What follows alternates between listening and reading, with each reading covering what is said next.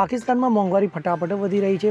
ફુગાવાનો દર 32% જેટલો ઊંચો ગયો છે. છેલ્લા દૂધના ભાવમાં પણ 20%નો વધારો થયો છે. તેનું કારણ છે કે પાકિસ્તાન સરકારે પેકેજ્ડ મિલ્ક પર 18% ટેક્સ નાખતા ભાવ 20% વધી ગયા છે. પરિણામે દુનિયાના સમૃદ્ધ દેશો જેવા કે ફ્રાન્સ, નેધરલેન્ડ્સ, ઓસ્ટ્રેલિયા સહિત અન્ય વિકસિત દેશો કરતાં પણ દૂધના ભાવ વધી ગયા છે. ભારે આર્થિક સંકટ વેઠી રહેલા પાકિસ્તાનમાં ગત સપ્તાહે રાષ્ટ્રીય બજેટમાં ટેક્સેશનમાં ફેરફાર કરવામાં આવ્યો હતો. તો આવક વધારવાના ભાગરૂપે ત્યાં હવે પેકેજ્ડ દૂધ પર 18% ટેક્સ નખાતા તે દૂધના ભાવ 20% વધી ગયા છે.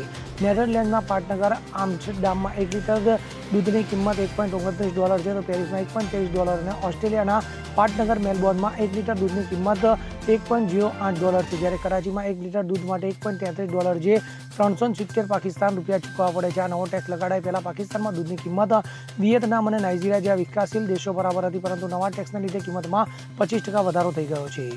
Bureau report, CN24 news. હવે જુઓ દેશ દુનિયાની તમામ ખબરો તમારી આંગળીના ટેરવે.